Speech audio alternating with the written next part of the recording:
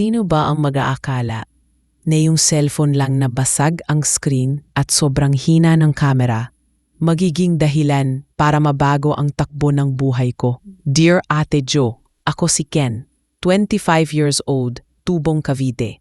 Lumaki ako sa simpleng pamilya. Si Papa, karpintero.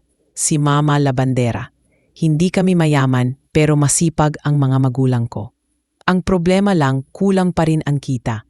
Madalas, Ate Jo, iniisip ko, hanggang dito na lang ba ako? Tambay sa kanto walang mararating? Pero sa loob-loob ko, may tinatagong apoy. Mahilig akong magkwento, mahilig magpatawa, mahilig kumuha ng video. Kapag may handaan sa barangay, ako yung nagvi-video at nag-e-edit kahit sa simpleng phone lang. Doon magsimula ang pangarap ko, maging vlogger. Nung una, puro kalokohan lang ang vlog ko.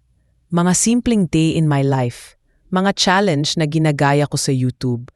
Pero wala halos nanonood, 5 views, minsan 3 pa nga. At kung sino pa yung nanonood, ako rin mismo at mga kapatid ko. Maraming beses akong nilait.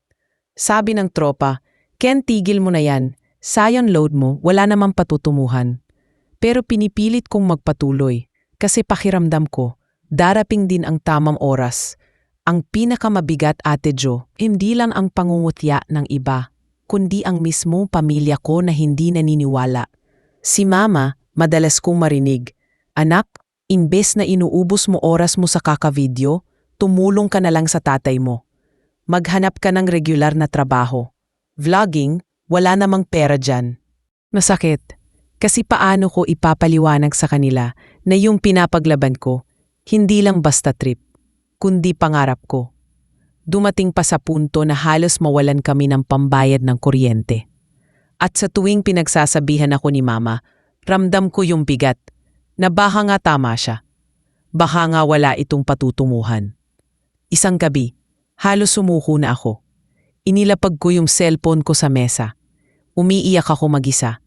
Sabi ko sa sarili ko, Lord, baka hindi talaga para sa akin to.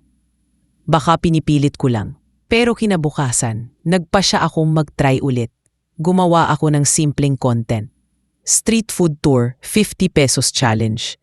Yung tipong simpleng kwek-kwek, isaw at palamig lang.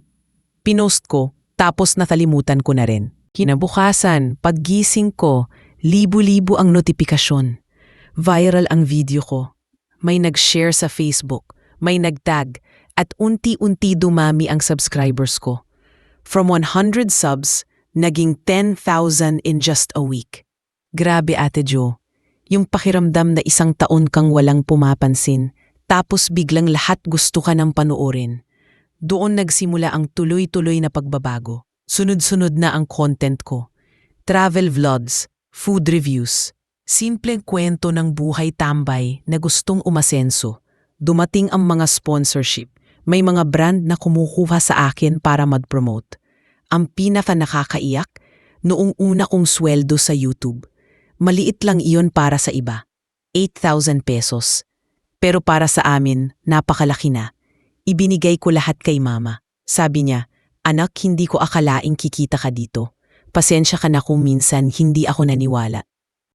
At mula nun, naging mas bukas na rin sila sa pangarap ko. Pero Ate Jo, hindi ibig sabihin na kapag umangat ka na, madali na lahat.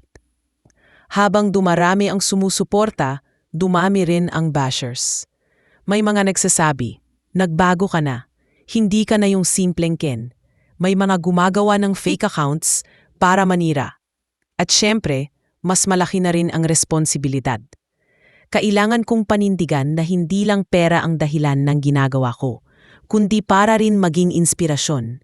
Ngayon, may sariling camera na ako, may laptop pang edit, at higit sa lahat, may tiwala na ako sa sarili ko. Mula sa cellphone na basag ang screen, ngayon may setup na akong hindi ko inakalang maaabot. Natuto akong maniwala na hindi kailangan ng pinakamahal na gamit para magsimula.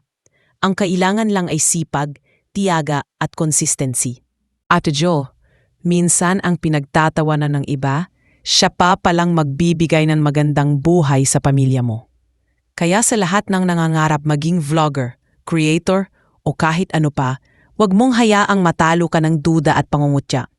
Dahil kung kaya ng tambay na katulad ko, kaya rin nila. Minsan, hindi sa laki ng kamera nakikita ang tagumpay, kundi sa laki ng puso na handang lumaban.